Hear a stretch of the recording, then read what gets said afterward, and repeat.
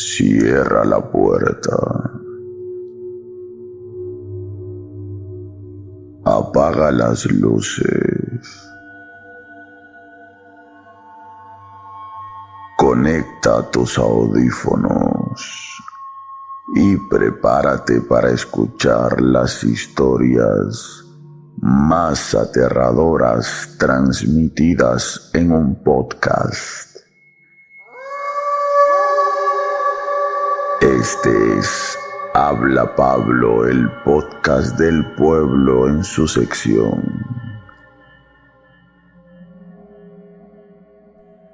Historias para no dormir. Si esta noche no tienes ganas de dormir, este podcast es para ti.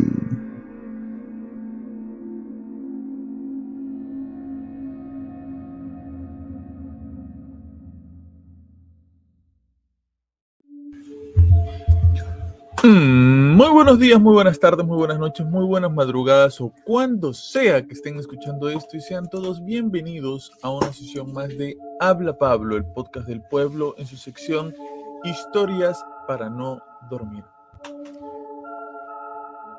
¿Cuál es su película de terror favorita? Cuando les preguntan, cuando les piden que les recomienden una película de terror, ¿cuál es la película de terror que ustedes recomiendan así de foul, de por sí, que es lo primero que les sale de la boca? Algunos dirán The Omen, ¿no? Esa película del anticristo, la profecía. Películas de las que estuvimos hablando la vez pasada cuando hablamos de las historias que hay detrás de las películas de terror.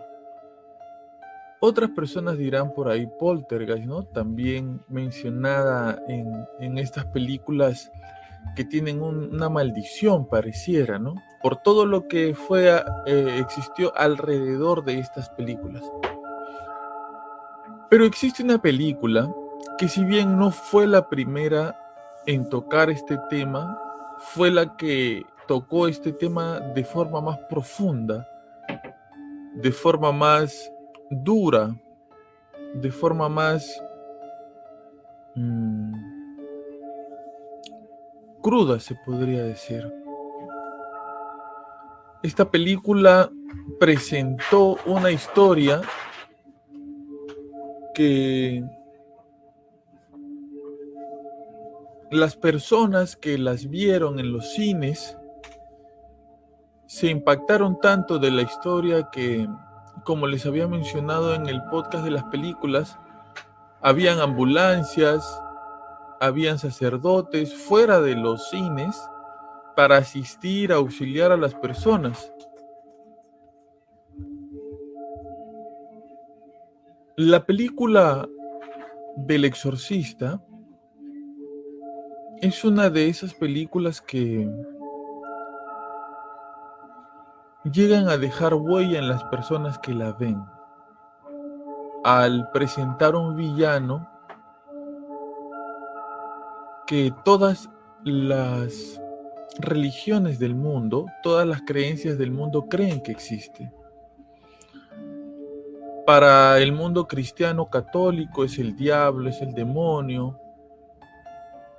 Para otro tipo de religiones es la maldad o un espíritu, un ser que es la contraparte de sus creencias.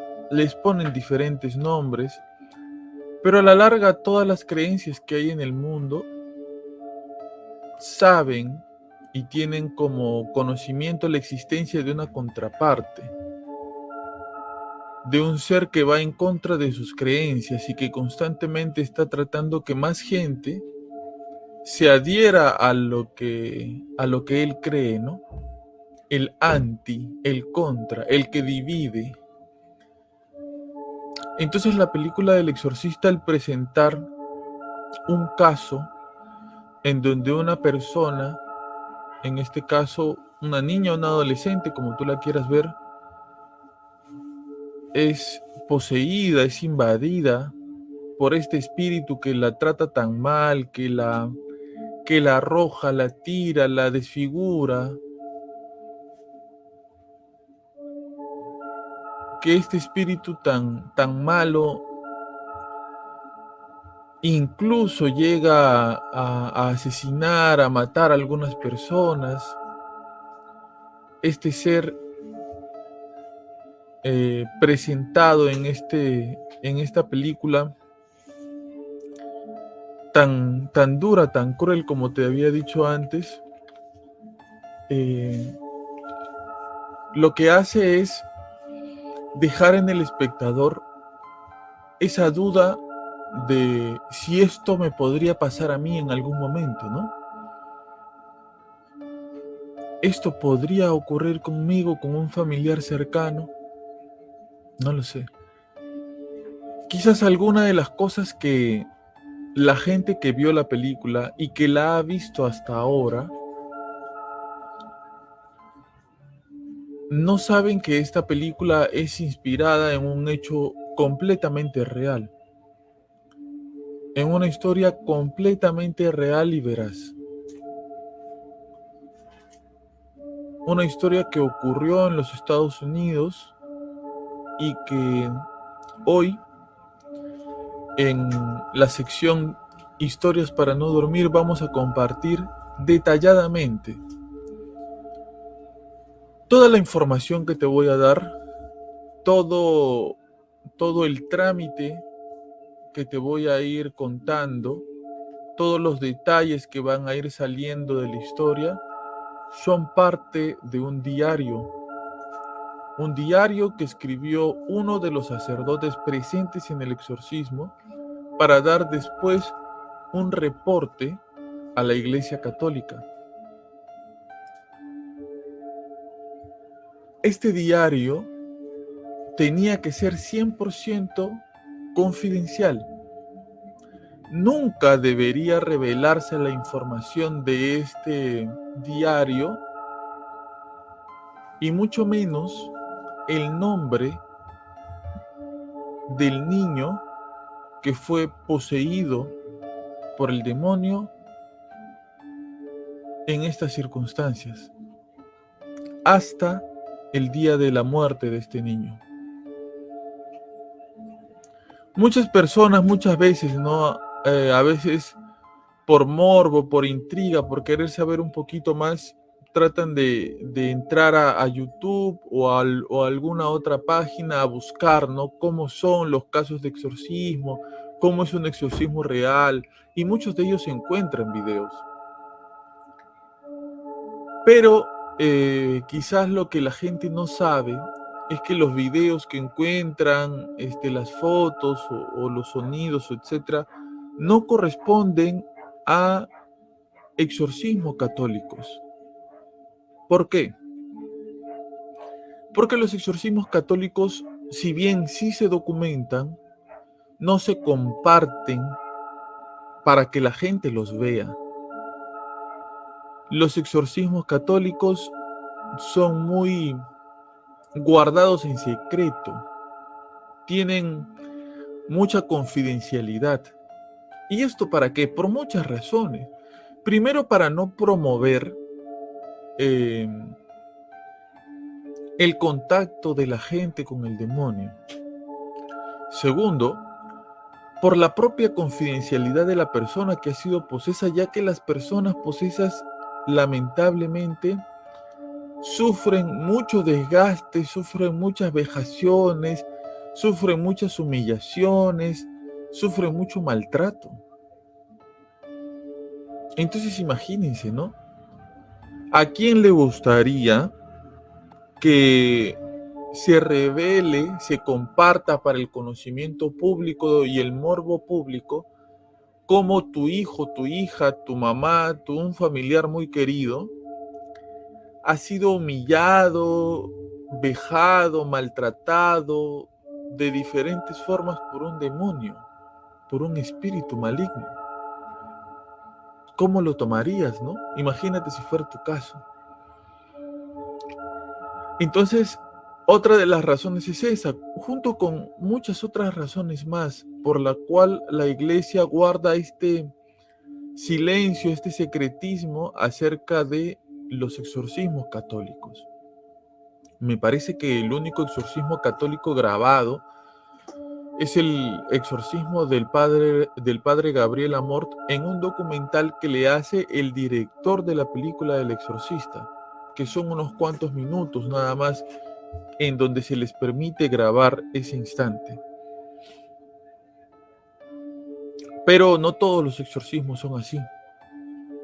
Entonces, te decía que toda la información que te voy a dar de el exorcismo en sí del rito es parte de este diario, de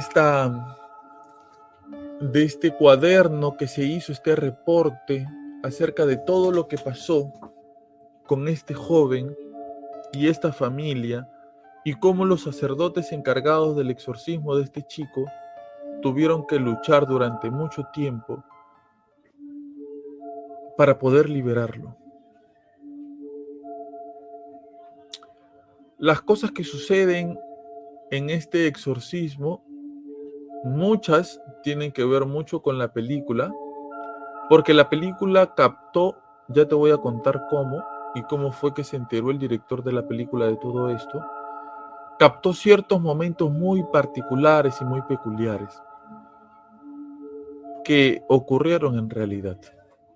Hoy te voy a contar la historia real de un joven que para la fecha de hoy, para estas fechas, ya se sabe cuál es su nombre, ya se sabe dónde vive, ya se sabe mucho de él. Pero respetando la voluntad de los sacerdotes encargados del exorcismo de este joven, yo tampoco les voy a revelar el nombre real de esta persona. Quizás mientras vayan escuchando la historia y todo lo que giró en torno a esta historia se den cuenta del porqué, y ustedes también no querrán tener ese morbo de ir a buscar el nombre real y los datos reales de esta persona. Quizás ustedes también, porque los conozco, querrán que esta persona se mantenga en el anonimato y permanezca así, para su mayor tranquilidad. Espero de verdad te guste la historia de Para no dormir de hoy. ¿Y sabes qué?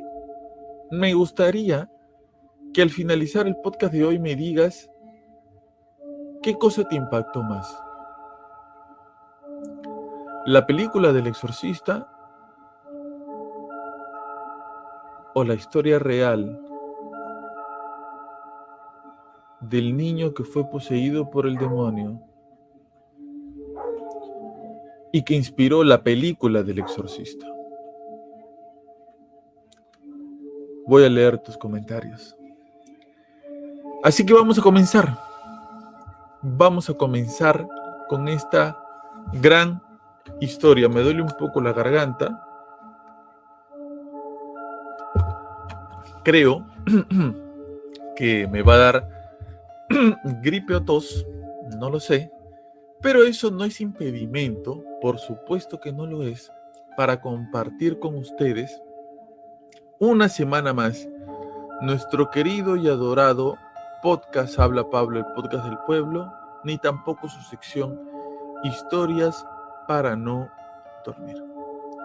Vamos a comenzar, no sin antes mandar algunos saludos a algunas de ustedes que me comentan cosas muy bonitas y que siempre están escuchando el podcast.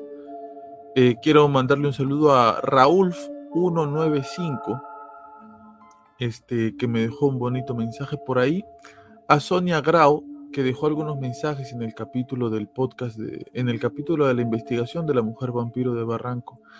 Por supuesto a María Cadena, a Wonka345, que está por ahí también, a Joel Mendoza 2994, un abrazo querido Joel, Alberto Edmundo Dávila, que siempre está por ahí con nosotros comentando. Fuerte abrazo también. Alberto Urquizo Cayo. Gracias, Alberto, por escuchar el podcast. María García Tarazona, 7386. Muchísimas gracias por sentirte acompañada de nosotros, María García. Nobu Ikeda, nuestro querido miembro, parte del grupo de miembros de Habla Pablo, que mes a mes paga su $1 para apoyar al podcast. Si tú también quieres ser miembro, no te olvides, suscríbete o únete al grupo y paga mes a mes $1 para apoyar la causa. Muchas gracias. Jessica López, que también está por ahí, Kevin Montoya Chiara, Enzo Brouset, y todos los que comentan y comparten nuestro querido podcast. Muchísimas gracias por estar aquí. Muchísimas gracias por comentar. Y ahora sí, vamos a comenzar.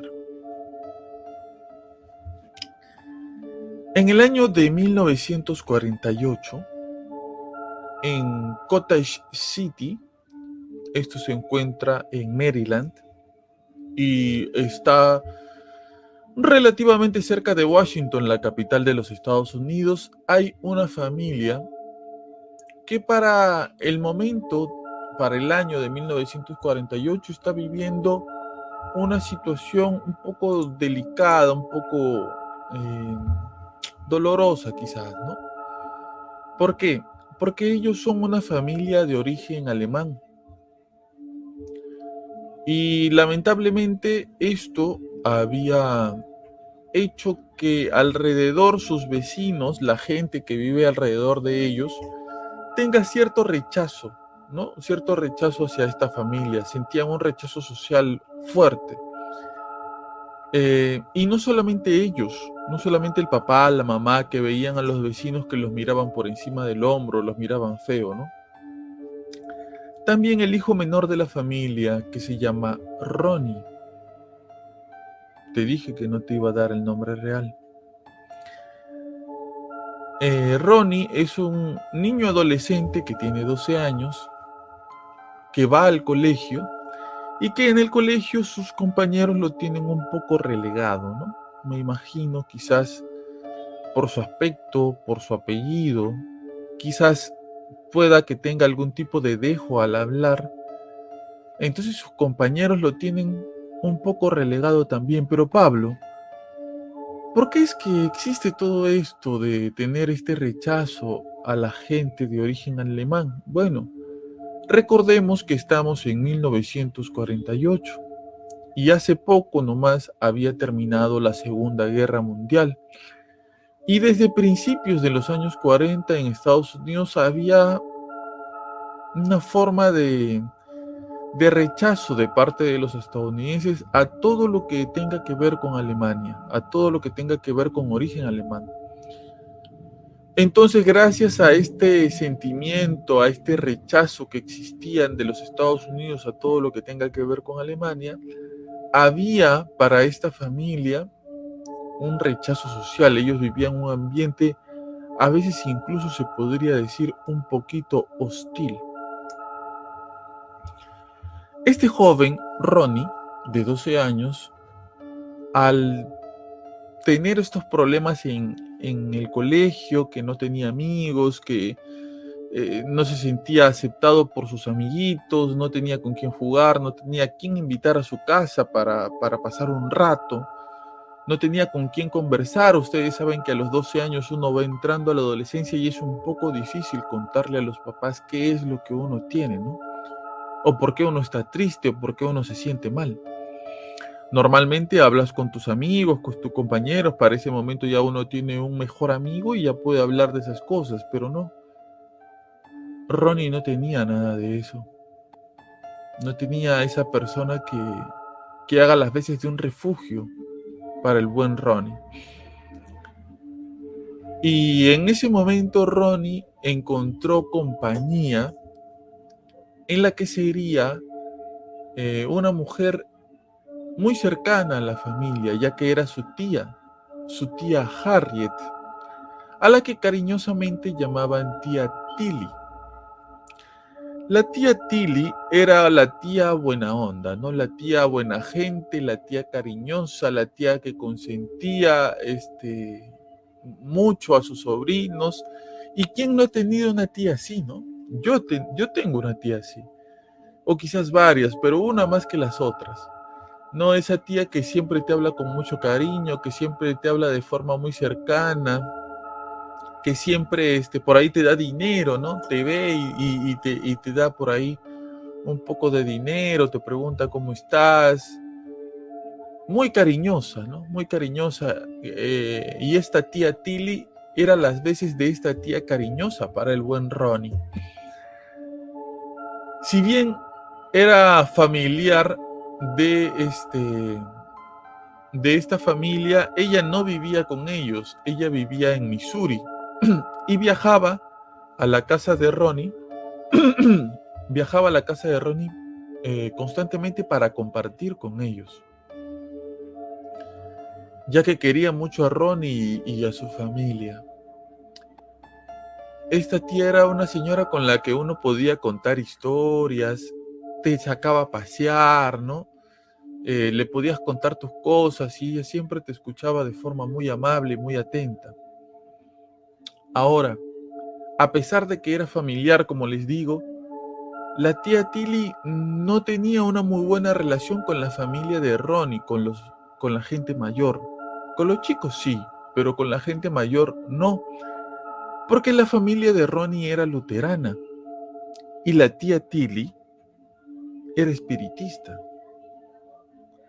La tía Tilly practicaba el esoterismo, el tarotismo, y constantemente en las reuniones familiares y cuando les tocaba hablar de algo, sacaba mucho el tema de los temas espirituales, ¿no?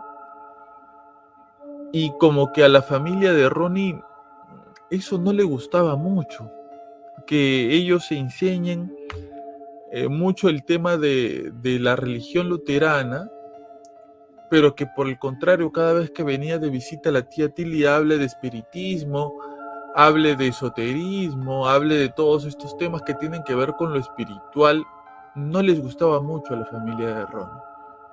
Incluso se sabe que esta mujer jugaba con el tablero Ouija.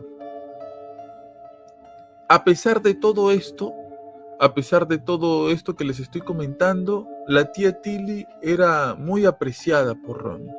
Era una tía muy cercana a Ronnie, muy querida.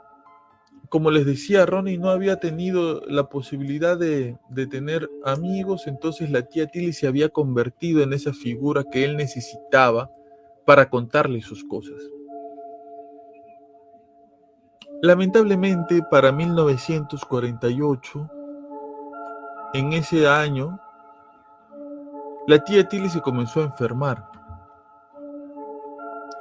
A finales ya del 1948, la tía Tilly se le había detectado una condición bastante compleja que se llama esclerosis múltiple. No sé si ustedes la conocerán, me imagino que muchos sí, me imagino que muchas de las personas que van a escuchar esto tienen algún familiar con esta enfermedad.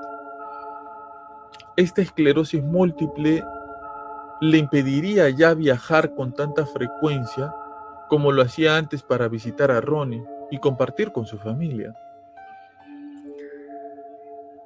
Se dejaron de ver un poco, ya no eran tan seguidas las visitas. Ya para principios de 1949 la casa de Ronnie comienza a ponerse medio rara.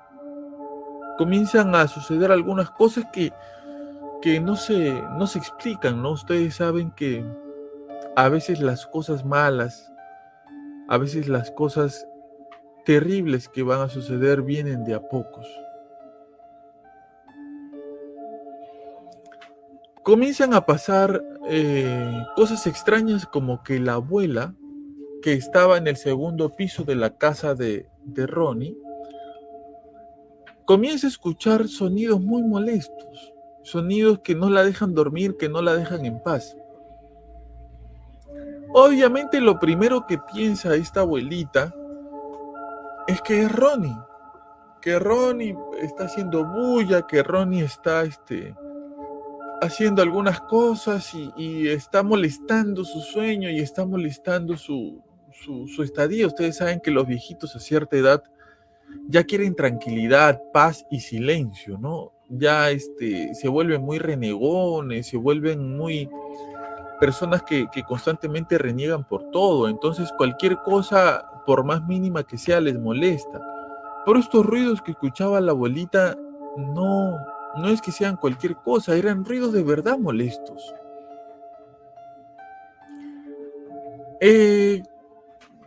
Estos ruidos que escuchaba la abuelita se describen como ¿qué? Como arañazos en las paredes, golpes, o golpes como si alguien estuviera tirando cosas por la casa, ¿no? Como si alguien estuviera jugando con la pelota o algo así. Incluso se dice que la abuelita escuchaba a veces sonidos como si hubieran animales atrapados en las paredes, como si estuvieran atrapados y quisieran salir por las paredes, ¿no?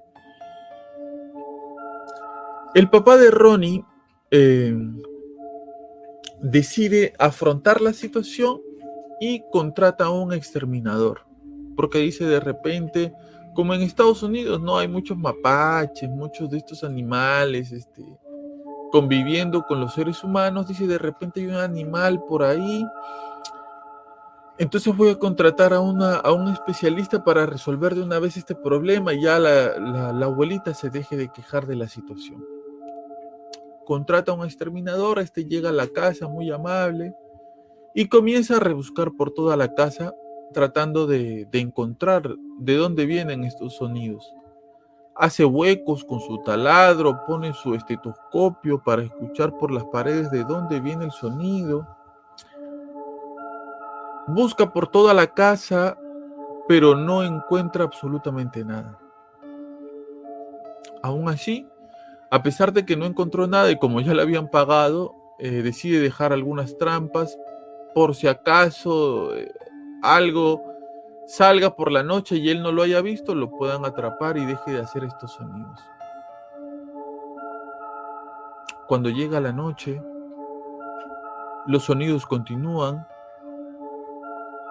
y las trampas no atrapan nada.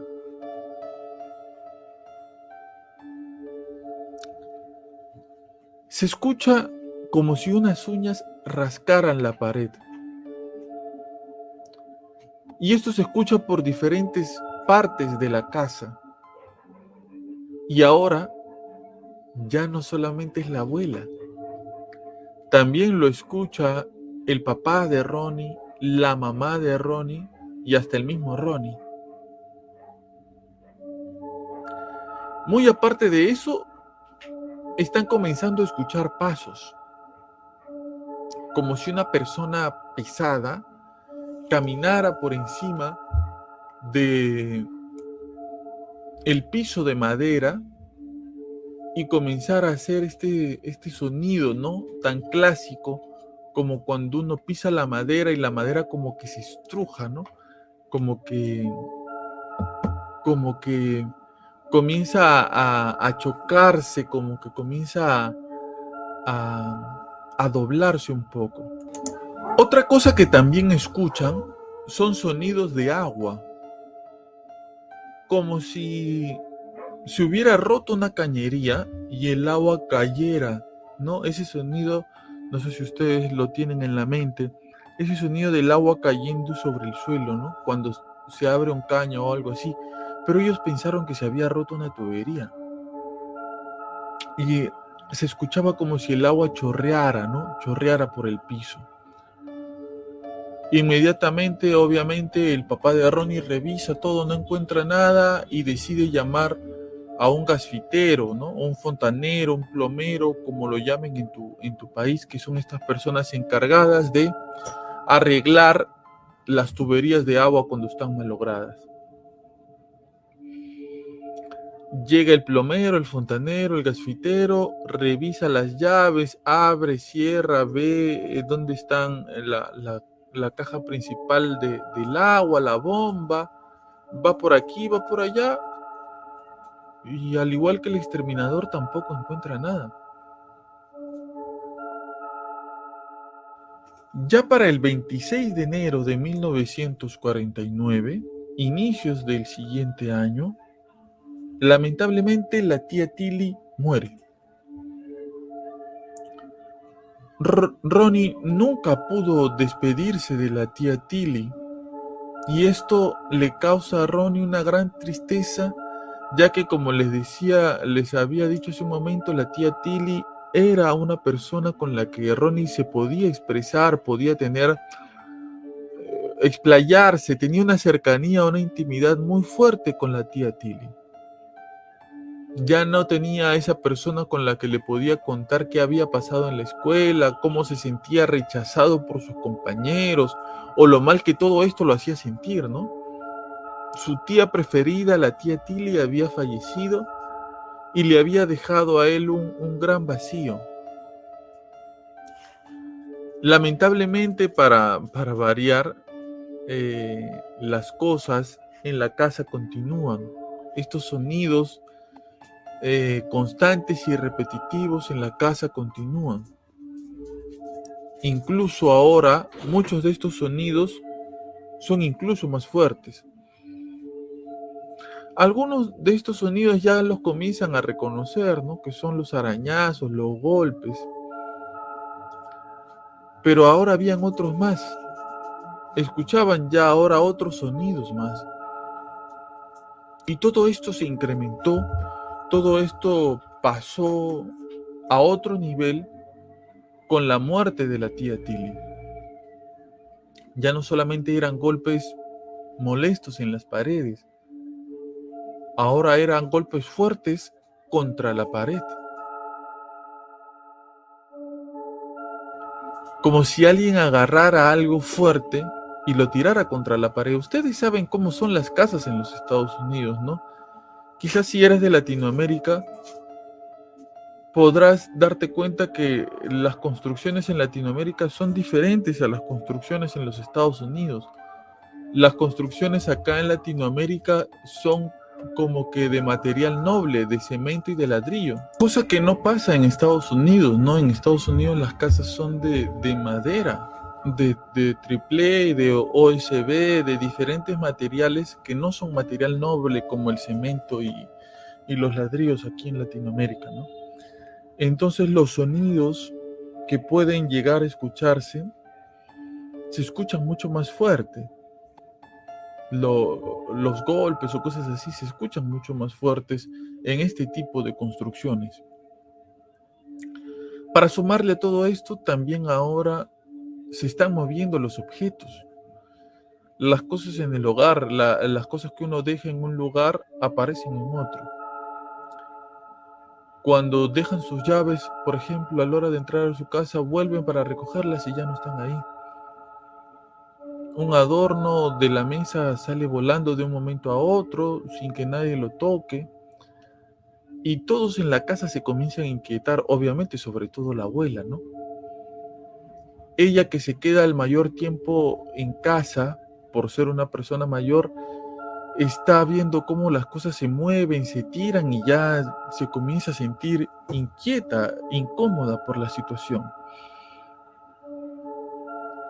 A todo esto se suman gritos.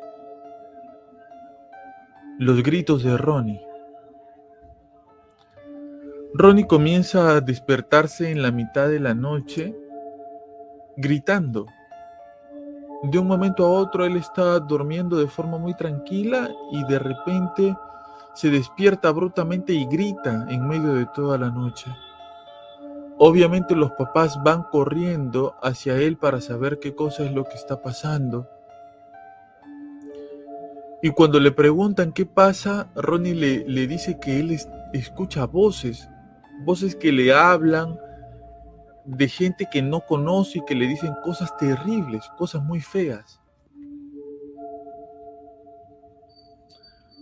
Están a la mitad del invierno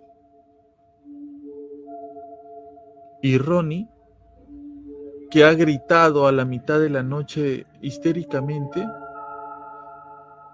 no está cubierto con colchas ni nada. Es como si le hubieran arrancado las sábanas y las colchas.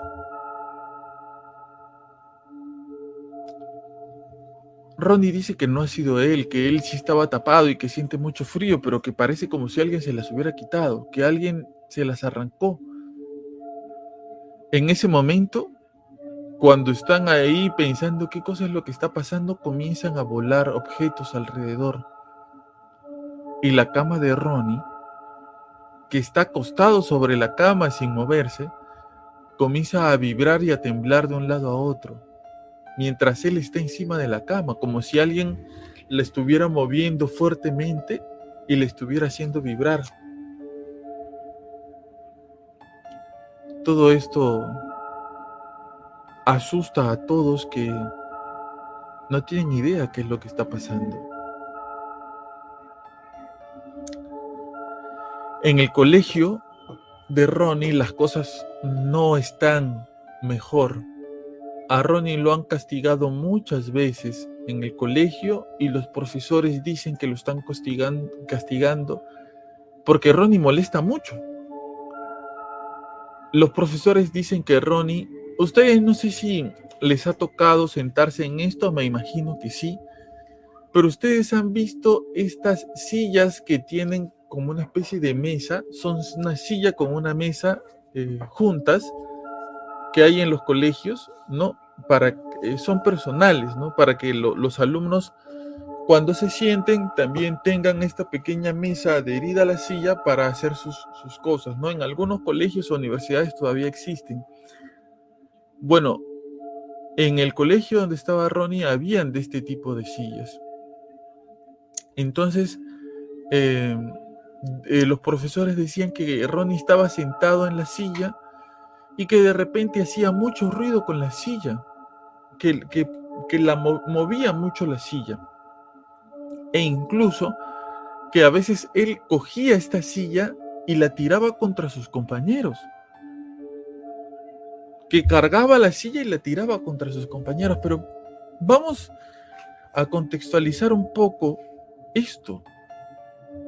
Estamos hablando de un chico de 12 años. Ronnie no era un adolescente alto. Tenía estatura promedia y era delgado. Es un poco difícil imaginar que alguien como Ronnie, para los que han visto o se han sentado alguna vez en este tipo de sillas, sabrán que estas sillas son pesadas. Estas sillas que tienen una mesa adherida son pesadas, no son sillas fáciles de cargar. Entonces, ¿cómo un chico de la edad de Ronnie tan delgado podía coger estas sillas, cargarlas y tirarlas contra sus compañeros? No lo sé. Pero sus profesores lo estaban acusando de esto. Una tarde, Ronnie, ya con todos estos problemas encima, está conversando con su abuela. Como les digo, como en cualquier hogar seguramente, papá, mamá están trabajando y Ronnie, con quien está pasando más tiempo seguramente es con su abuela, que es la que se queda en su casa, ¿no? Entonces están conversando. Y están conversando también porque los papás de Ronnie, a la muerte de la tía Tilly, le han pedido a la abuela que sea un poquito más cercana con Ronnie, porque se han dado cuenta que efectivamente él está teniendo muchos problemas en el colegio y no tiene ya con quién conversar. Ellos obviamente por razones de trabajo y tiempo no pueden estar junto con él todo el día.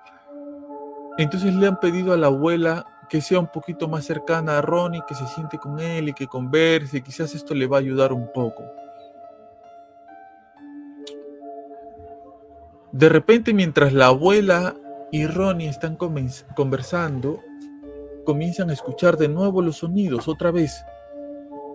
Los arañazos, los susurros.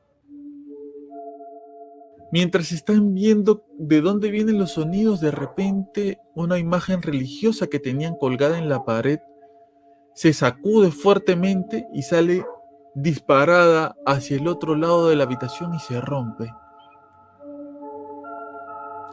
Mientras Ronnie con la abuela están viendo en el piso el cuadro este roto, de un momento a otro el armario de la abuela se abre y la ropa comienza a salir volando de ahí.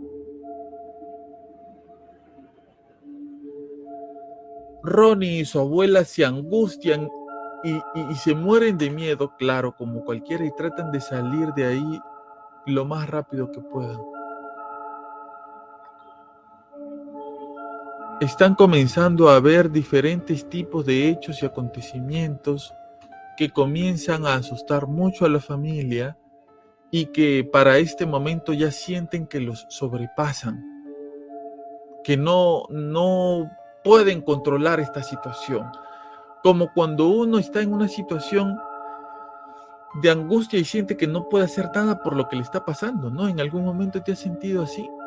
Desesperado, ansioso, en una situación que tú dices, yo no puedo controlar esto, va a pasar algo y no escapa de mis manos. Bueno, ellos se comienzan a sentir un poco así. Todo esto comienza a girar, al parecer, en torno a Ronnie, porque cuando se comienzan a incrementar estas situaciones, también se comienza a incrementar los ataques a Ronnie. Lo comienzan a empujar, lo tiran, lo jalan, le arrojan cosas, le tiran cosas de repente de un momento a otro.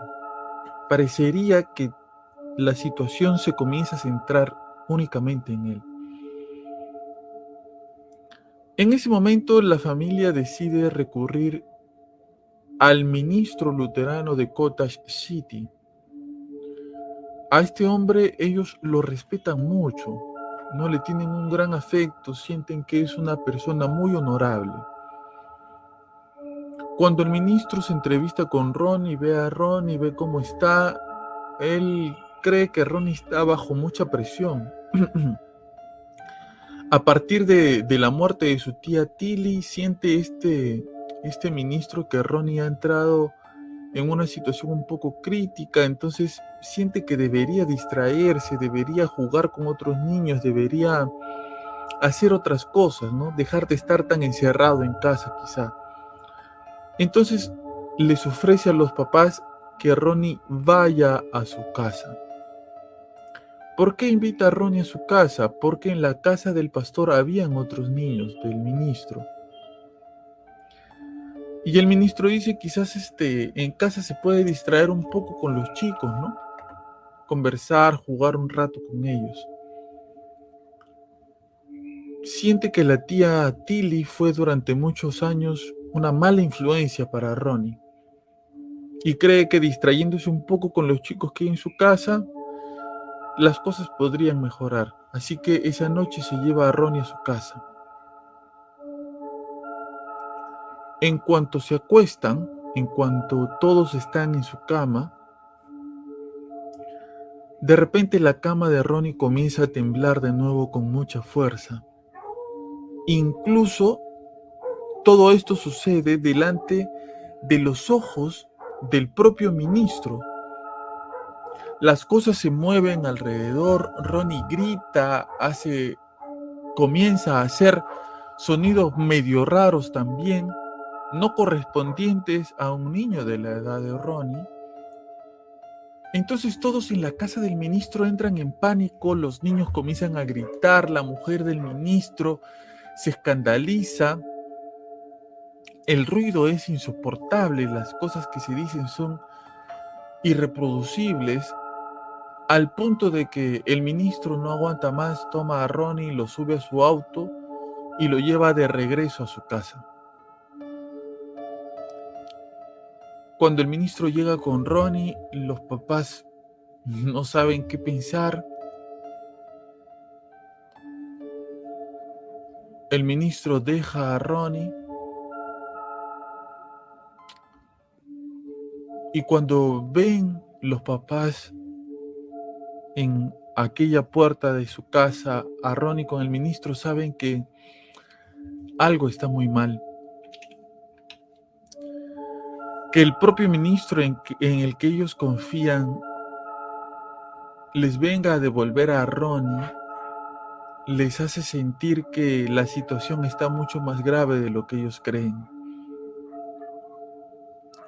El ministro les recomienda ir donde un sacerdote católico, ya que los católicos tienen un antiguo ritual llamado exorcismo. Una vez que el ministro les dice esto, se va y ya no quiere saber absolutamente nada más del tema. Los padres de Ronnie descartan inmediatamente esta idea de llevarlo donde un sacerdote católico y optan por lo que la razón les dice es lo más lógico. Así que lo llevan al hospital para que médicos profesionales, les puedan decir a los papás qué es lo que le está pasando a Ronnie. Comienzan a hacerle pruebas a Ronnie el 26 de febrero de ese año de 1949 y lo internan en el hospital de Georgetown para que le realicen todos los exámenes habidos y por haber, para que alguien les dé una respuesta acerca de qué es lo que le pasa a Ronnie. En el hospital lo registran con su verdadero nombre y los exámenes comienzan prácticamente de inmediato. Ustedes saben cómo son los exámenes de rutina, ¿no? Que te sacan sangre, análisis de una cosa, de otra cosa. Pero cuando llega la noche en el hospital, las cosas se complican bastante. Cuando Ronnie está acostado en la cama de su habitación, comienzan de nuevo los mismos ruidos que hay en la casa y que hubieron en la casa del ministro. Las enfermeras escuchan un escándalo viniendo de la habitación donde estaba Ronnie y van rápidamente a ver qué cosa es lo que le pasa al niño. Cuando llegan las enfermeras ven la cama de Ronnie vibrando como si algo la zamaqueara con fuerza. Caen objetos de todos lados en la habitación y ahora no solamente eso, sino que también huele muy mal. Hay un olor muy feo. La temperatura de la habitación baja fuertemente. Ronnie se comienza a contorsionar, a mover, mueve su cuerpo de una forma muy extraña. De algún modo, mueve su cuerpo de forma rara. Las enfermeras obviamente ven esto, entran en pánico, llaman al sacerdote del hospital. Y cuando llega el sacerdote, porque en la gran mayoría, no sé si en todos, pero en la gran mayoría de hospitales hay sacerdotes, cuando llega el sacerdote y ve todo esto, saca un librito de oraciones y comienza a hacerle una bendición al niño.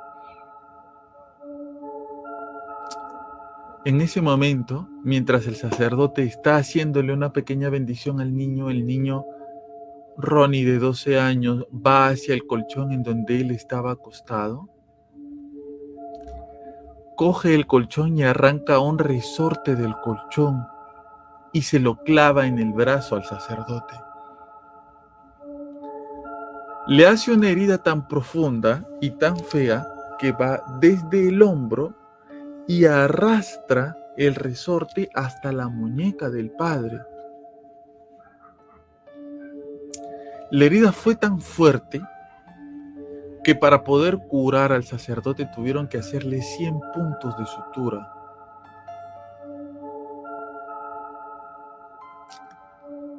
Los doctores únicamente optan por sedar a Ronnie porque no saben qué es lo que sucede con él, pero sienten que sedado, anestesiado, drogado, con medicamentos fuertes, al menos podría pasar las noches de forma más tranquila. A pesar de los fuertes medicamentos que le ponen al pobre Ronnie, su condición no mejora, no cambia.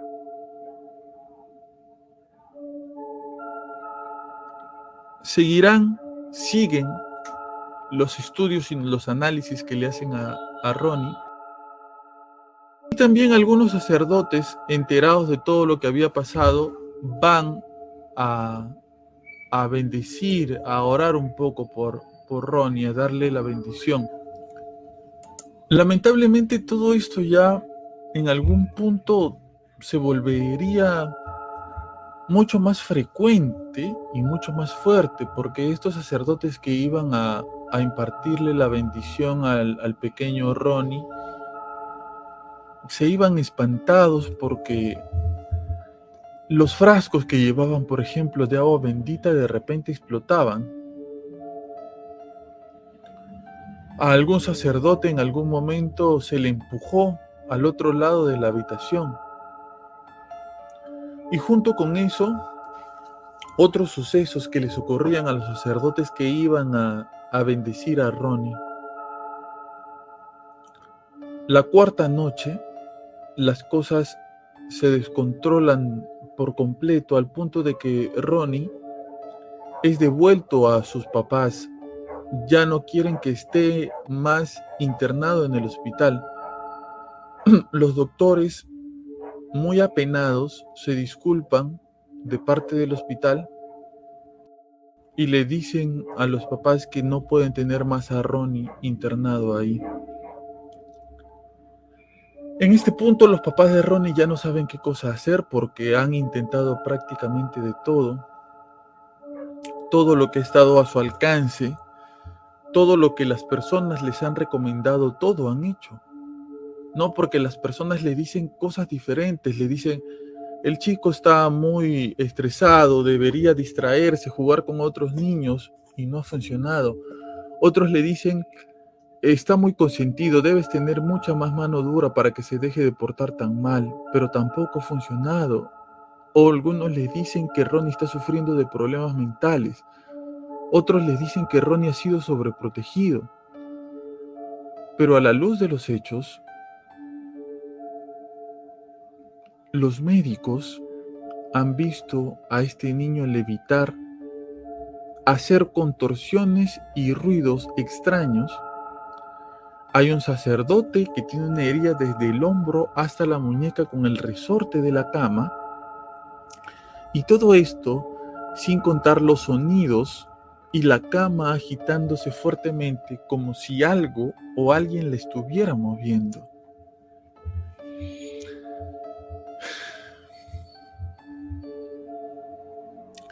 Cuando regresan a casa,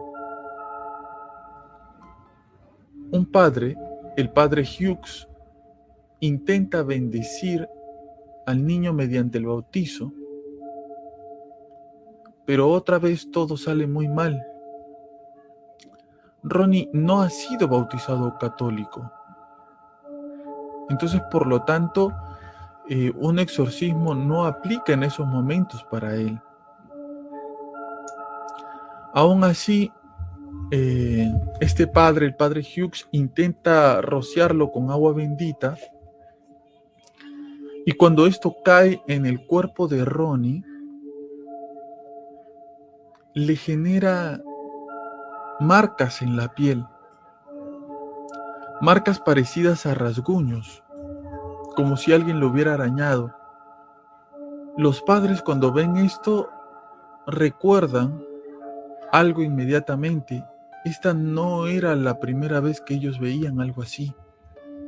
Esta no es la primera vez que algo así sucede. Ya habían visto antes a Ronnie con esos arañazos.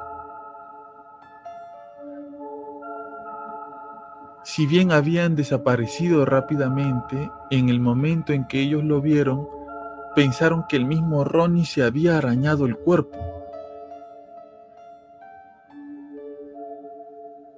Pensaban que Ronnie era quien se arañaba a sí mismo.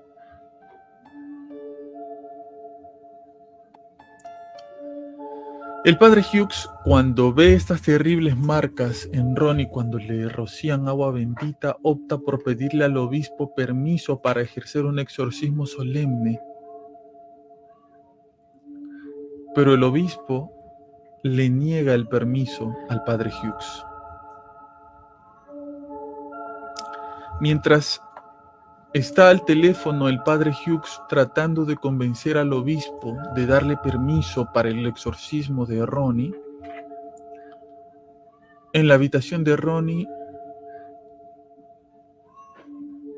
todo se complica cuando de su cuerpo comienzan a salir palabras. Es como si de adentro salieran hacia la piel palabras y se ven, se pueden leer en el cuerpo de Ronnie. Una de las palabras que se logra leer en tanta conmoción porque el niño se mueve y hay cosas moviéndose, es la palabra Lois.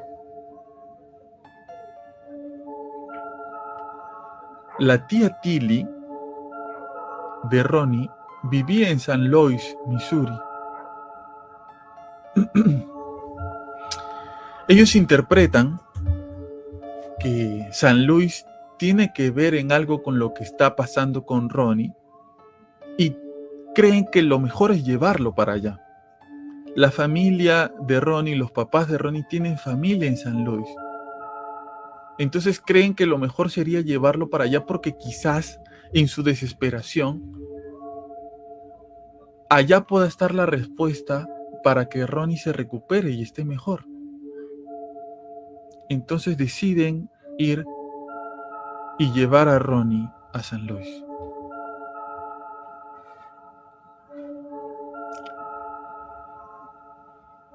Para este punto ya es marzo de 1949 y la familia acaba de llegar a San Luis. En la casa de los familiares de Ronnie, en esta primera noche para dormir, los familiares de los papás de Ronnie son testigos de que todo lo que los papás les habían contado era cierto e incluso peor. Comienzan a suceder diferentes tipos de sucesos que no pueden explicar. También comienzan a ver los sonidos, también comienzan a ver los arañazos, los golpes, el frío, mucho frío dentro de la casa, muebles que se mueven, la voz de Ronnie que cambia constantemente. Y todo esto genera mucho miedo. Al día siguiente, en la mañana, uno de los primos mayores de Ronnie, que está en la universidad, se acerca a su asesor espiritual. Este primo de Ronnie estudia en una universidad jesuita y conocía muy de cerca a los sacerdotes que ahí enseñaban o estudiaban. Tenía un sacerdote muy cercano a él, muy amigo de él y era su confesor. Este sacerdote es el sacerdote Raymond Bishop. El primo de Ronnie le cuenta toda la historia, desde donde empieza, desde lo de la tía Tilly en adelante, y cómo el pequeño Ronnie ha cambiado tanto desde que todo esto pasó. El sacerdote Raymond Bishop, al escuchar la historia y creerle obviamente al primo mayor de Ronnie, ya que son muy amigos, decide hablar de todo esto con el decano de la universidad. El decano de la Universidad de San Luis es Paul Reimer, también sacerdote jesuita, y ambos deciden visitar la casa de los familiares de Ronnie para ver a Ronnie in situ y ver qué es lo que está pasando con el chico. Los sacerdotes después de unos días llegan a la casa en donde está viviendo ahora Ronnie en San Luis, y cuando llegan lo primero que hacen es bendecir los rincones del hogar, siguiendo el rito de que cada vez que los sacerdotes llegan a un hogar, como tienen que bendecirlo, ¿no? Se van por todos los rincones de la casa rociando agua bendita para bendecirla. Cuando llegan a la habitación de Ronnie, se acercan a él e intentan comunicarse con él, y de repente, de pronto, salen volando cosas alrededor, sin explicación. comienza a ver otra vez ese olor asqueroso que no se sabe de dónde proviene. Los sacerdotes comienzan a orar, pero todas sus oraciones se interrumpen por los sonidos, arañazos, objetos volando por todos lados. Los sacerdotes, al ver esto, sienten que lo mejor que pueden hacer es seguir orando y lo hacen.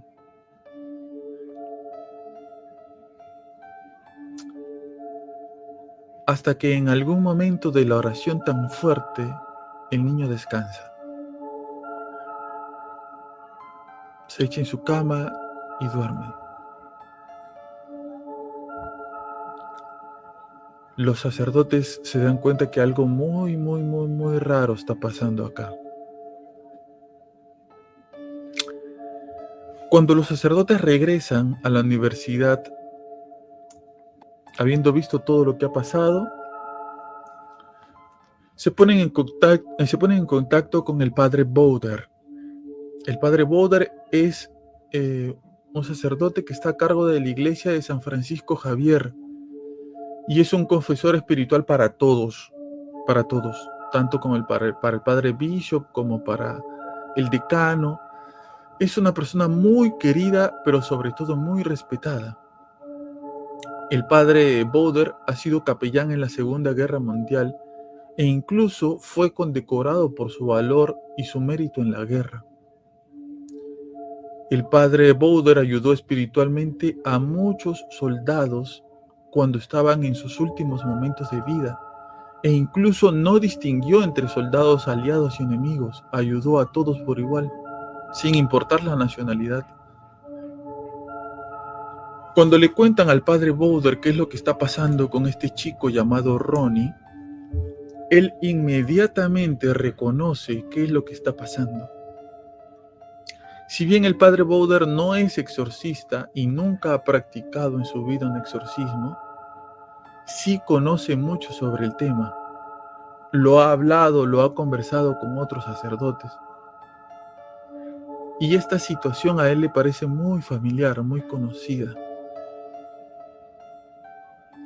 2 días después de que le cuentan esta situación al padre Bowder, decide ir a ver a Ronnie. Al llegar, el padre Bowder inicia como inician los otros sacerdotes que ya antes habían visitado el hogar, haciendo una bendición por todos los rincones de la casa. Y poco a poco va subiendo hacia el segundo piso, hacia la habitación donde estaba Ronnie. Los familiares le explican que Ronnie ha estado mucho mejor, que Ronnie ha estado bien, que a partir de la última bendición de los sacerdotes, Ronnie ha mejorado bastante. Incluso ha podido salir a jugar a la calle con algunos niños. El padre Bowder, con conocimiento de estas cosas, sabe muy bien que estos fenómenos suelen ocultarse. Así que pide ver a Ronnie. Cuando llega a la habitación y abren la puerta, ven a un Ronnie bastante delgado, sentado sobre la habitación, tranquilo. Cuando el padre Bowder entra, saluda a Ronnie con un buenas tardes.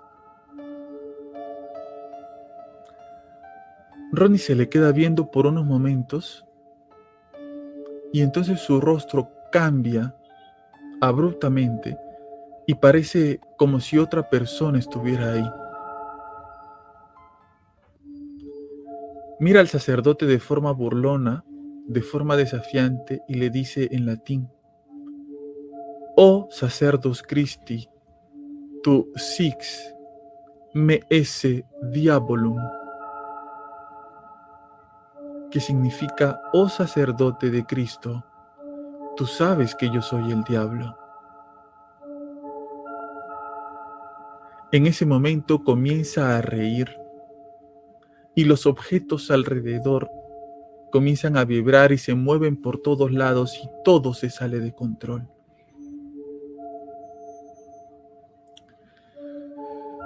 El padre Bowder no es ningún novato.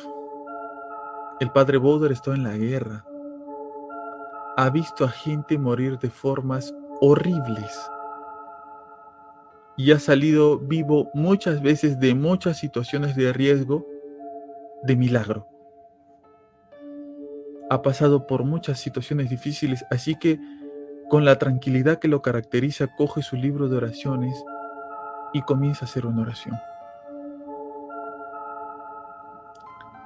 Cuando el sacerdote termina, 2 horas después de que había empezado, el niño por fin puede dormir tranquilamente.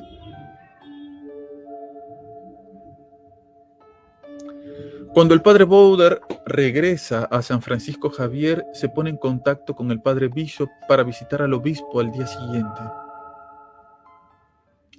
El obispo de San Lois es el sacerdote Joseph Ritter, que también es jesuita. Él sí es un hombre con muchísima más experiencia y muchísimo más preparado en este tipo de casos de exorcismos. Cuando el padre Bowder llega con él y le explica todo lo que ha visto y oído en la habitación de Ronnie, el obispo ordena en extremis el exorcismo. ¿Qué cosa es ordenar en extremis el exorcismo católico? Que se haga de inmediato, que se haga en ese preciso momento, sin esperar más. Pero esto no se puede ejecutar de esta forma tan inmediata. Para esto se tendría que traer a un exorcista, hacer toda una preparación y tomaría mucho tiempo. El único en el que confía el padre Ritter, el obispo, para hacer algo como esto es en el padre Bowder. Pero por lo menos debería de pasar una semana para que esto suceda. Porque el padre Bowder se tiene que preparar.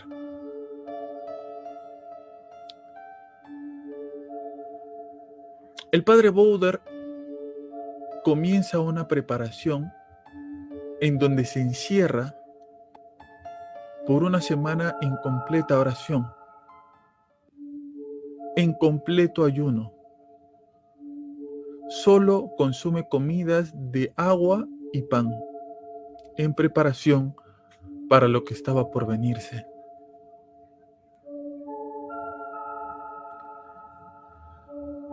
El exorcismo comienza en marzo de 1949. Asistían al padre Bowder, el padre Walter Halloran, que era un sacerdote joven, alto, era capitán del equipo de fútbol de la Universidad de San Lois. El padre Bishop, que había tenido este primer contacto con Ronnie, y el padre William Van Roo, que era también un sacerdote jesuita de confianza. Ellos forman un grupo que va a interactuar y ayudarán al padre Bowder en el exorcismo.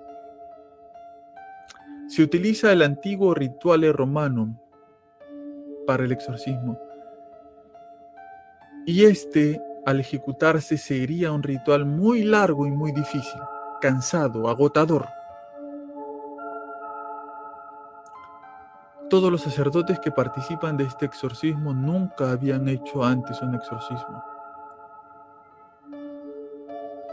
El padre Bowder se había preparado mucho y sus asistentes habían hecho todo lo posible para estar a la altura de la preparación del padre Bowder. La primera tarde, cuando llegan, inmediatamente todo comienza. Los sucesos que comienzan a ocurrir en el cuerpo del niño son alucinantes. Se ven de nuevo las marcas, las palabras en su cuerpo, palabras como infierno, diablo, demonio. El número 10 aparecen en diferentes partes de su cuerpo. De repente el niño se levanta de la cama como se describe en la película cuando Regan se levanta de la cama y se comienzan a agitar los muebles, la cama en donde él estaba acostado de un lado a otro. Se notan las heridas y comienza de nuevo los olores, esos olores tan asquerosos. Quien llevaba nota de todo lo que pasaba con Ronnie es el padre Bishop. Él es el que tenía la libreta en donde anotaba todo lo que estaba sucediendo mientras se ejecutaba el exorcismo. El catolicismo guarda todo esto con mucho recelo, esta información de la situación de las personas cuando están en estas situaciones, en estos casos de posesión. Lo que estaba sucediendo ahí no se le diría a nadie, no se le revelaría a nadie y se guardaría con mucho recelo. Incluso el nombre del niño, que no es Ronnie, como les dije, iba a permanecer en secreto hasta la muerte de esta persona. Lo que se describe en el diario del padre Bishop es horrible. Los sucesos que ocurren con el pequeño Ronnie eran increíblemente terribles, desde ese vómito que ensuciaba absolutamente todo, pasando por el niño flotando sobre la cama hasta incluso él arrojando cosas sin tocarlas. Las temperaturas. En esa habitación se pasaba de un calor sofocante a tal punto de que cuando tocaban las cosas que les quemaba la mano, hasta un frío extremo.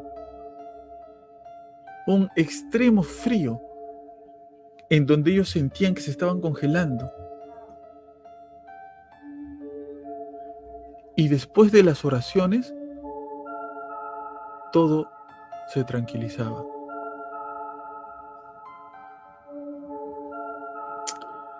A pesar de todo lo que estaba ocurriendo a su alrededor, el que siempre estaba sereno y tranquilo era el padre Bowder, constante en la oración. Como normalmente algunas personas pueden llegar a creer, un exorcismo no es una pelea, un duelo entre el exorcista y el demonio. No es una lucha. Un exorcismo es la constante oración de un sacerdote pidiendo la ayuda divina a Dios para que con su misericordia intervenga y pueda liberar y defender a la persona poseída.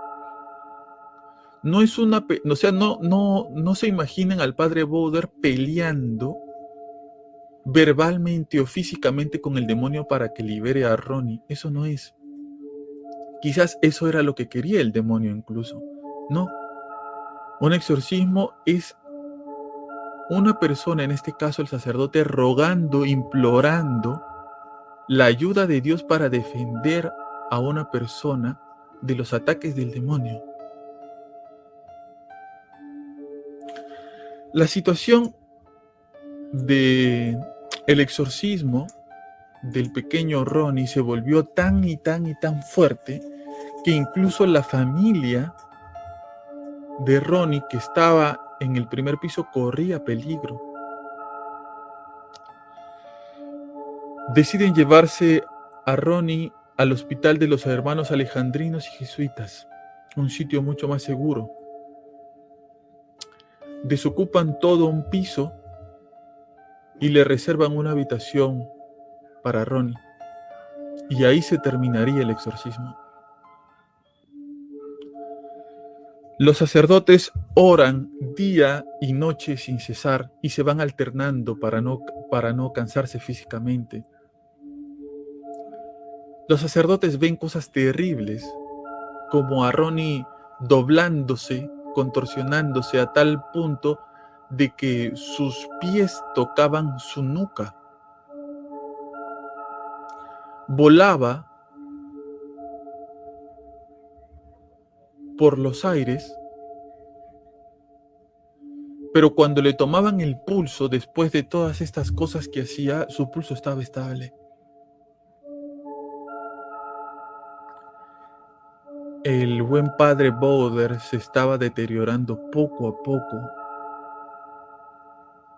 Sus sacerdotes que lo asistían veían cómo el padre Bowder se estaba deteriorando por lo fuerte que estaba haciendo el exorcismo.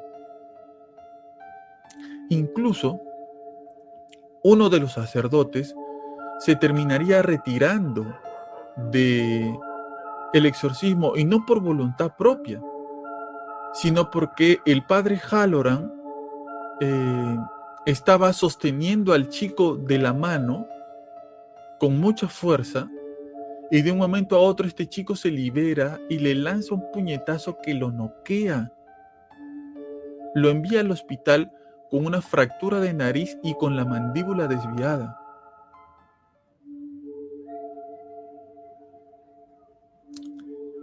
El niño también presentaba fenómenos como la xenoglosia. Podía hablar en latín, hebreo, francés, inglés, el idioma que te imagines. Presentaba cuadros de sansonismo, en donde de repente de un momento a otro tiraba a los 4 sacerdotes de un solo empujón. Al único que no podía tocar era el padre Bowder. El padre Bowder se mantenía en oración. Habían objetos que volaban de un lado a otro, había empujones, habían situaciones terribles, pero nada tocaba al padre Bowder, nunca le cayó nada. Era como si algo lo estuviera protegiendo al padre Bowder. Él se mantenía en oración. Esta situación continuó por todo marzo y siguió al mes siguiente, en abril. Se dice que se escuchaban voces de hombres, de mujeres, incluso de niños.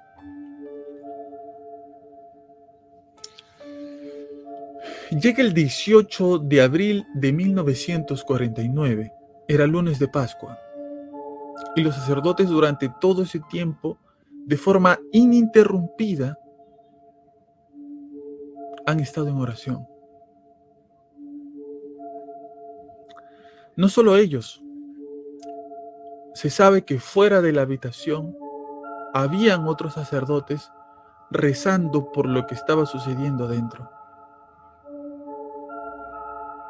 Se dice los que estaban afuera que de la habitación salían sonidos como alaridos de una bestia que estaba adentro. Lo que estaba pasando en esa habitación se llegaba a escuchar 2 pisos abajo. Ese lunes, mientras el padre Bowder hace la bendición, todo se detiene.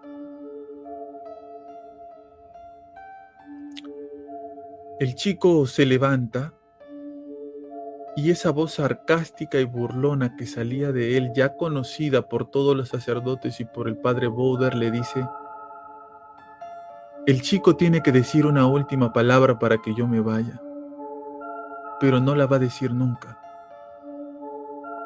Yo voy a estar con él para siempre. En ese momento se ríe burlonamente y comienzan a aparecer marcas de cruces por todo el cuerpo del chico. Y de nuevo, otra vez ese olor asqueroso.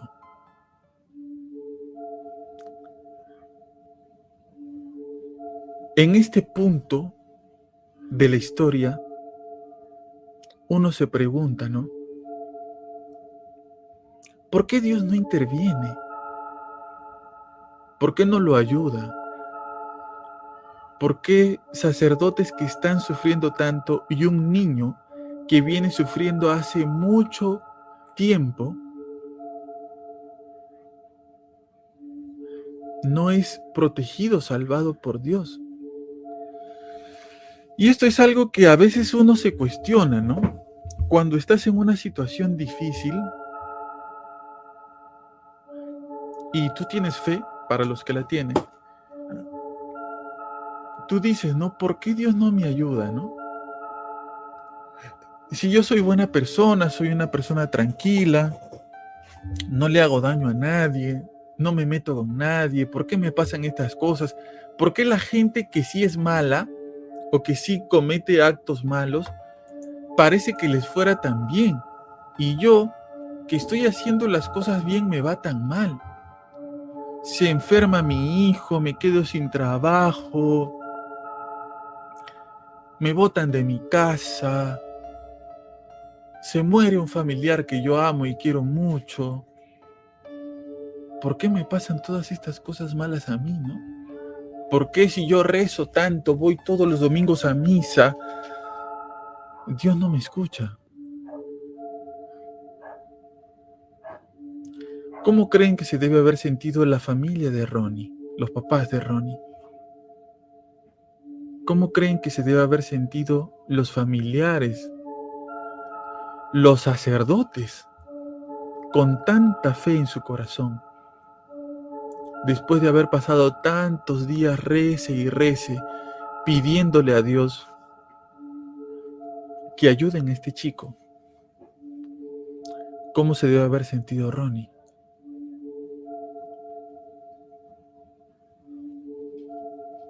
Al ver que nada funciona. Yo sé que tú has pasado por una situación así también. Yo pasé por una situación así cuando me enfermé. Tomaba medicamentos y sentía que nada me hacía bien y yo rezaba y decía, ¿por qué Dios no me ayuda?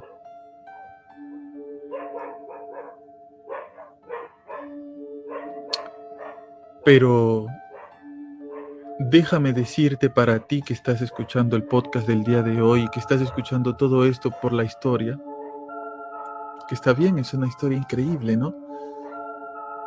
Todo va a salir bien. Las cosas van a mejorar. La noche no va a durar para siempre. La noche no va a durar para siempre. Ya va a amanecer.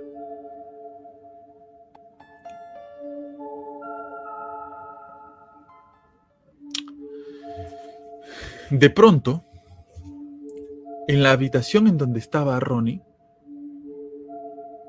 se escucha una voz totalmente diferente a las otras.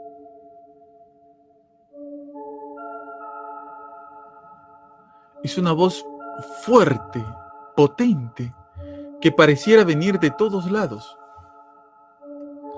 Es una voz tan, pero tan imponente que hace mover los muebles por todos lados. Se mueven los vidrios. Es una voz con mucha autoridad que dice: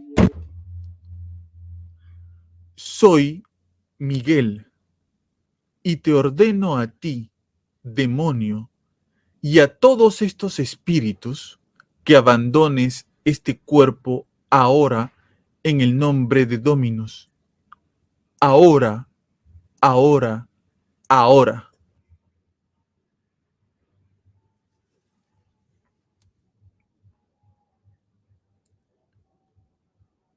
En ese momento se escucha algo como una explosión, algo que hace vibrar toda la habitación. Todo es un caos. Y de repente todo está de nuevo en silencio.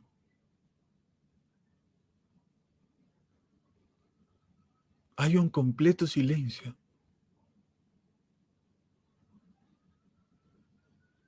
Un silencio como si el tiempo se hubiera detenido.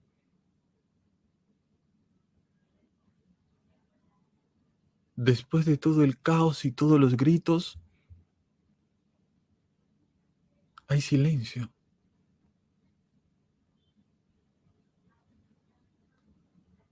El chico cae tendido sobre la cama muy tranquilamente.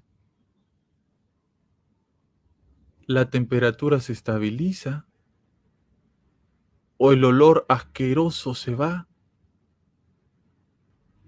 Hay un ambiente de quietud, de alivio. Algo cambió de un momento a otro.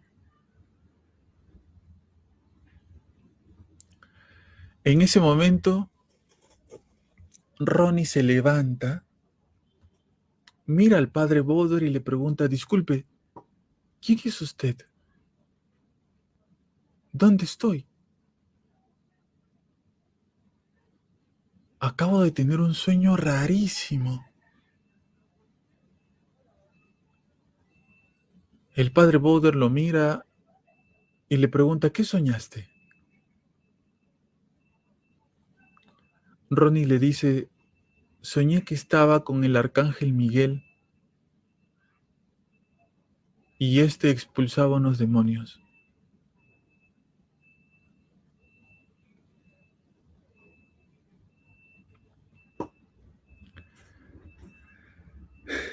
Después de todo lo que pasó, el pequeño Ronnie vuelve a su casa.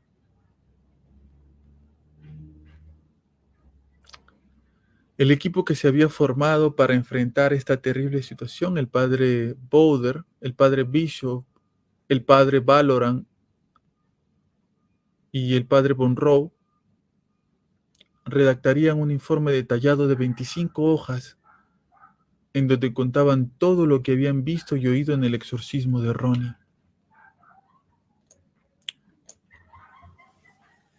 Los nombres de las entidades que estuvieron en el exorcismo, ya que a lo largo de todos los días de todo esto, de lo que pasó, los demonios comienzan a revelar sus nombres. Los demonios que estaban en el cuerpo de Ronnie se van revelando.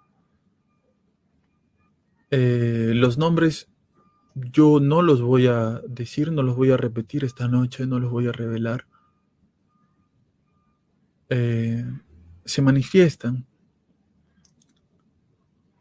Los sacerdotes relatan el proceso de todo lo que pasó en esos largos, en esos interminables días.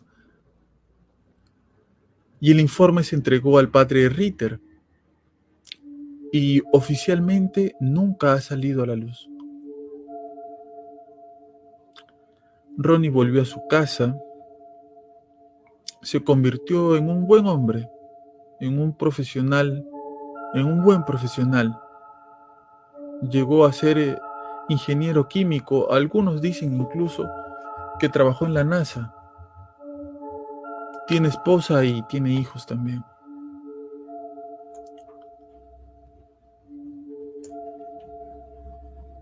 Muchos años después, Ronnie le escribe una carta al padre Bowder. Hasta donde se sabe, esta es la única comunicación que hubo entre ellos. En esta carta a Ronnie le agradecía todo el esfuerzo que había hecho por liberarlo. Le explica un poco cómo es su vida, ¿no? Lo buena que ha sido su vida. Tenía una gran mujer, unos buenos hijos, era un gran profesional. Tenía una buena vida y eso se lo agradecía. Como si le estuviera agradeciendo o como si le estuviera diciendo que esta segunda oportunidad la supo aprovechar, ¿no?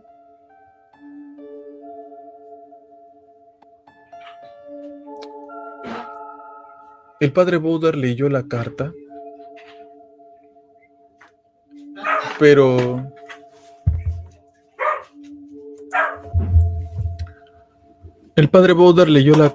pero continuó sin decir su nombre nunca. Nunca reveló el nombre real de Ronnie, al menos de su boca, nunca salió. El padre Bowder murió en 1983 de causas naturales. Después del exorcismo de Ronnie, volvió a su iglesia en San Francisco Javier y continuó siendo confesor y maestro de diáconos, de seminaristas. Toda su vida fue muy apreciado. El padre Bishop siguió con su carrera y murió en los años 90. El padre Halloran siguió siendo sacerdote y se unió a la guerra de Vietnam como capellán. Volvió años después a Estados Unidos y siguió con los jesuitas hasta sus últimos días. Falleció en el año 2005 también de causas naturales.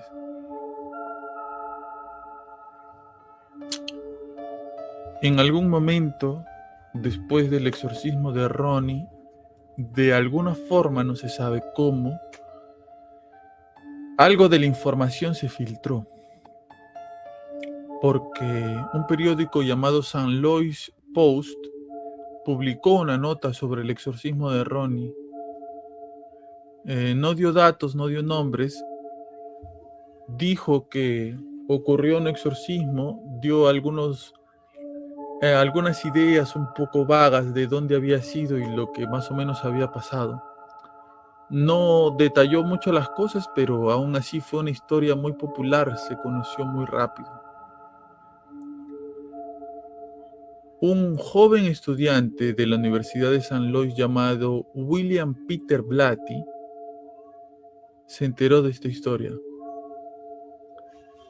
Y como todos los estudiantes de ahí, de esta universidad, él también conocía a muchos jesuitas y les comenzó a preguntar sobre esta historia. Hasta que poco a poco, armando un poco de la historia de un lado y de otro lado, se enteró de lo que había pasado. Un sacerdote apellidado Walsh conocía la historia. Si bien él no participó del exorcismo, escuchó la historia de parte del padre Bowder, quien la contaba en una instrucción a sacerdotes más jóvenes, ¿no? En modo de advertirles y de que sepan combatir con el demonio. A partir de esta historia que le contó el padre Walsh, William Peter Blatty pidió que le entreguen una copia del informe que había hecho el padre Bishop. Obviamente la iglesia se negó rotundamente a entregarle una copia.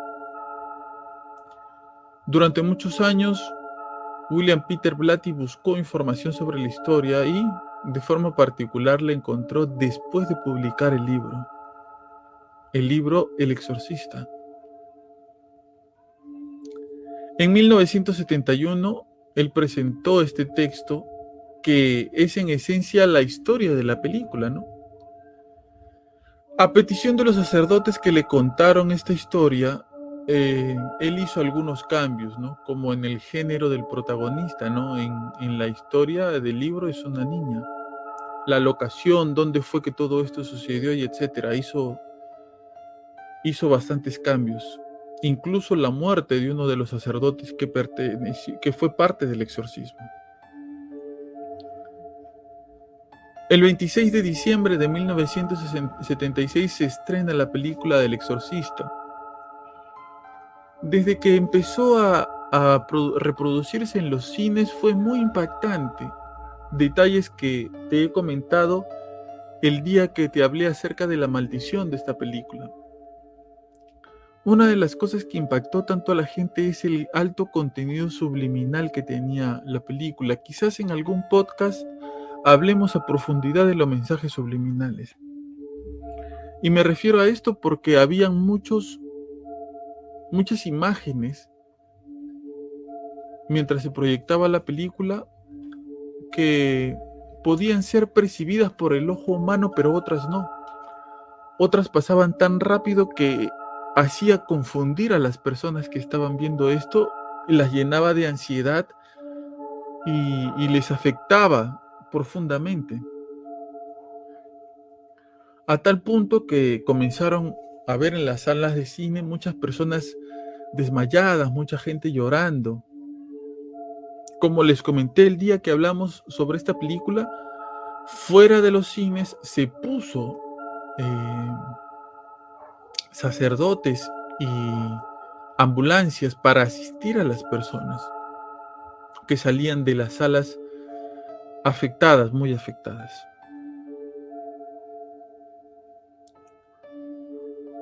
Cuando le presentaron el libro al padre Bowder y le explicaron de qué trataba este libro, a él no le pareció una muy buena idea publicar este libro, ni mucho menos hacer la película. Lo que había pasado en ese lugar con Ronnie, según su forma de ver las cosas, no debería ser revelado, no debería salir a la luz pública. Si bien la historia había sido cambiada, seguía presentando algo que el padre Bowder no creía que fuera positivo compartir.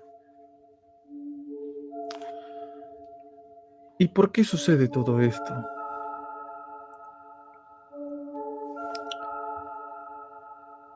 Como les decía al principio del podcast, muchas cosas pueden llegar a ser el punto de partida para una conexión entre la gente y lo maligno. ¿Qué tiene que ver la tía Tilly, la tía de Ronnie, en todo esto?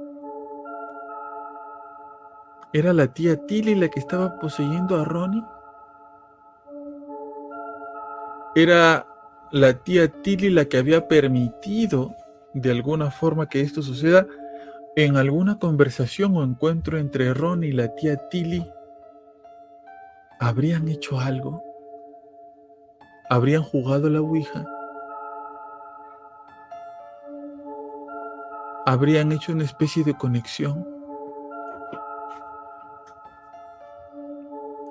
Entonces,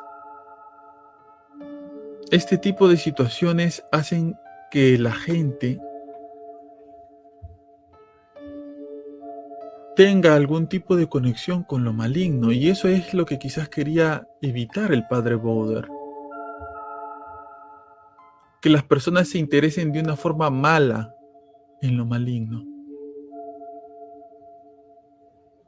Que comiencen a tener algún tipo de interés negativo en lo maligno. No para llenarse de esperanza, no para llenarse de entusiasmo de que las cosas mejoran, no. Sino para decir, oye, qué loco, ¿no? Lo que le pasa, mira cómo vuela, mira cómo levita, cómo habla en lenguas. Ese interés morboso por obtener ese conocimiento. Muchas personas piensan que es inofensivo el consultar el tarot, la lectura de manos, el esoterismo. Mucha gente piensa que es inofensivo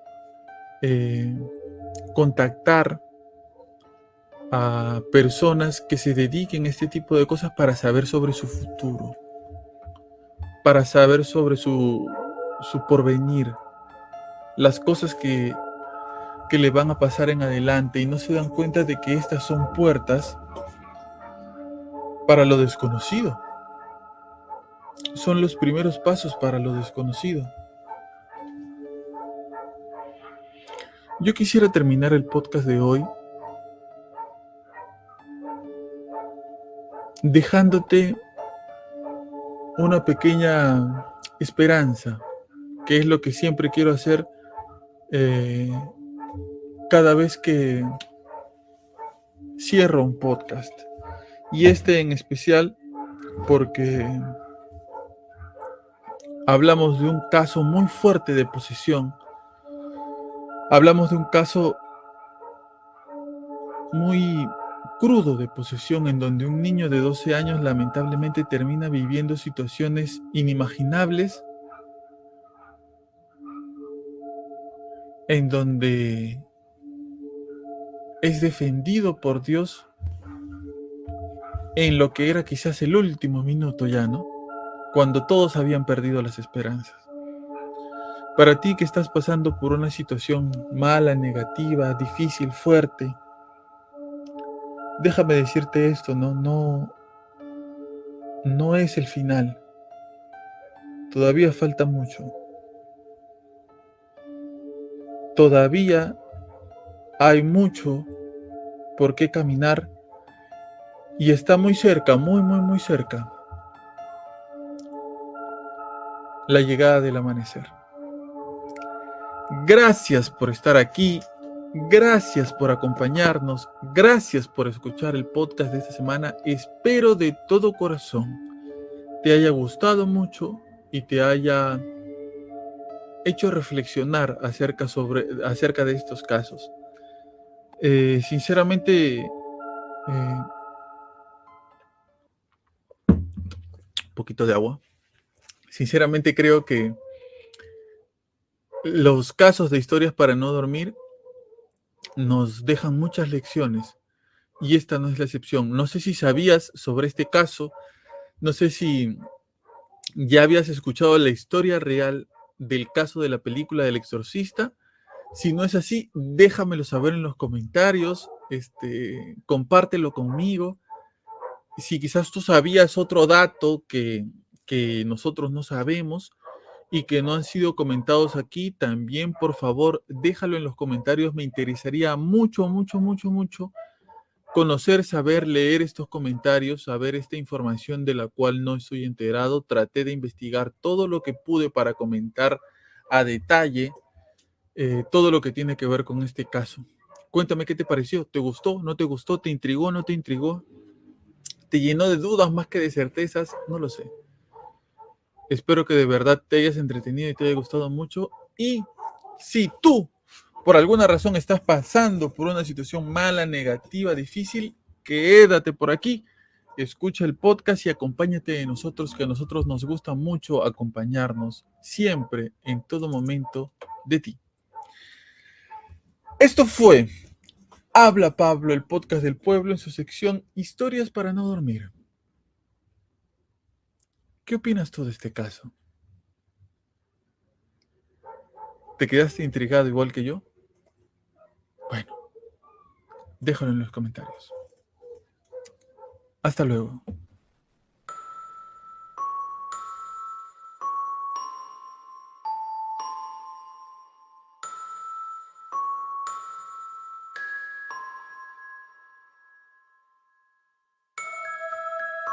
Quiero enviar un agradecimiento especial a todas aquellas personas que se han suscrito al canal mediante el botón unirse, a las personas que nos envían donativos cuando el podcast está saliendo en vivo mediante su superchat y todas aquellas personas que están comenzando a donarnos mediante el código QR. Gracias a ustedes vamos a poder realizar más investigaciones, comprar nuevos equipos y apoyarnos para poder sacar adelante este bonito proyecto. Muchísimas gracias.